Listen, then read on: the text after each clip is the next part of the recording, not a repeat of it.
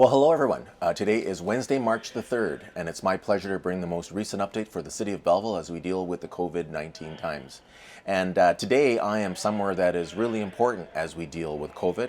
I'm at the transit terminal for the city of Belleville on Coleman Street, and I'm in one of our brand new buses that just recently arrived. And it is so new, we don't have all of our decals up yet, and we don't have a fare box, and we don't have the things that have to be attached to it, but it just was received this week as part of our purchase of 5 new buses. We received funding from the federal and provincial governments to assist us with that purchase, but more importantly, because we are part of a buying consortium of municipalities in Ontario, we were able to get this time 5 buses for the price of 4.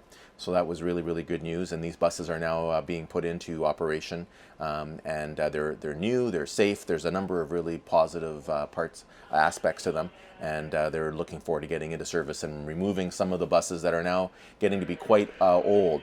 The last time we purchased a new bus for the city of Belleville was prior to 2013.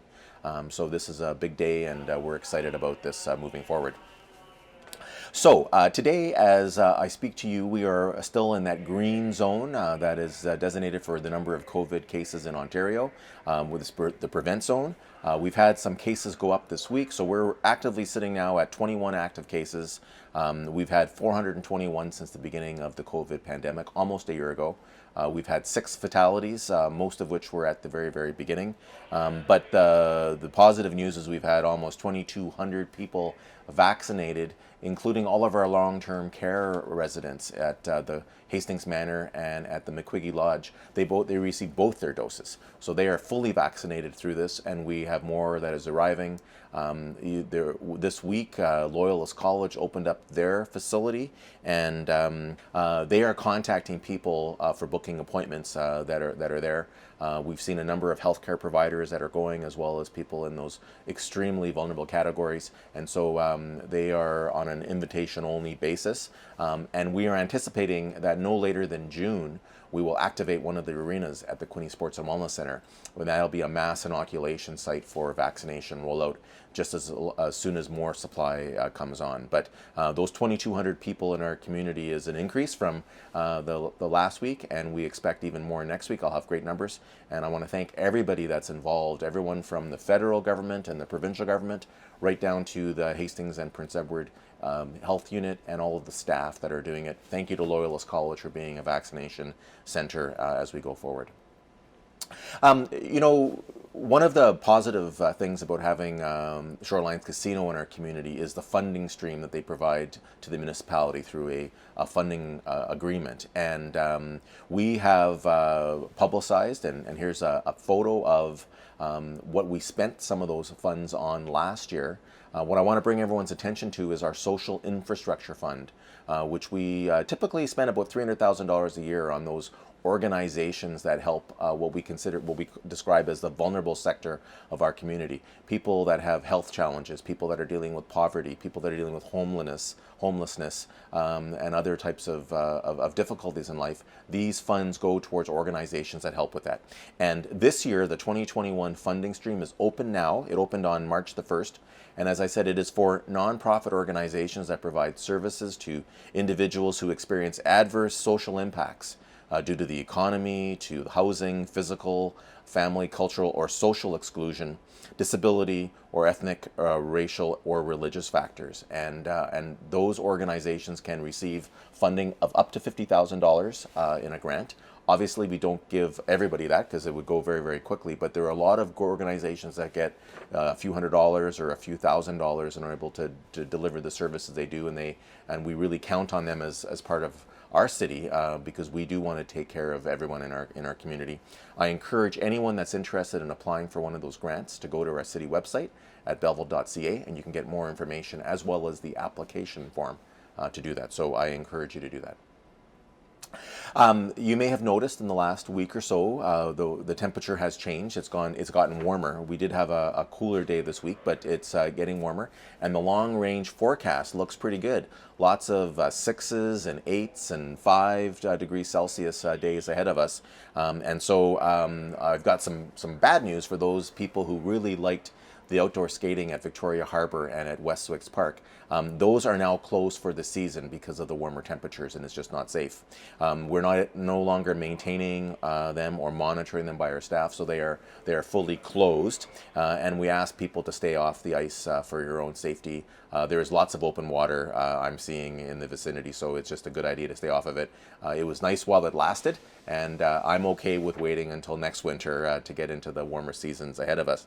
But what that also means is that our tobogganing hills, they are now closed until further notice. And they're closed because they're now very icy. It's a sheet ice. There's a lack of snow in areas. It makes it really, really unsafe for people using it. So signage has been posted, and we will see what the weather looks like. As I said, it doesn't look good over the next couple weeks, but if that should change and we do get a snow in the future, we can look at reopening them. But right now, they are closed until further notice. Part of the reason we wanted to be here today was to highlight an announcement, an unexpected announcement from the province of Ontario to the city of Belleville that we are getting $871,000 in additional funding under the Ontario and federal restart funding stream for transit operations. And we are one of the few communities in our region that have regular transit service, and obviously it's important. It's an essential service for many of our residents who need to get to medical appointments or to do their grocery shopping or their banking or to get to work. And throughout the whole COVID pandemic, we've been able to maintain that service. And these funds are designed to help us to pay for those extra costs that we saw with a drop in revenue for our transit fleet. So I want to thank the provincial government, particularly our MPPs Todd Smith and Darryl Clamp, for this funding from the Ministry of Transportation, and it is added relief for our transit operations to make sure that it remains a viable transit option. So thank you for that. Again, I touched on this a little bit at the beginning of today's video, but this is a new bus for the city of Belleville, and here are some pictures of it from the outside. It doesn't look much different than our current ones, but we do have to finish them off by adding all the extra services. This is, as I said, the first new bus that we've received since 2013 in the city of Belleville, and it's from Nova, which is a company in Quebec. So it's a Canadian bus manufacturer that's produced it. The buses were driven here along the 401 to get to Belleville, and so that's terrific. And as I said, this is one of the 5 new buses that we've gotten. Those were made possible by federal and provincial help.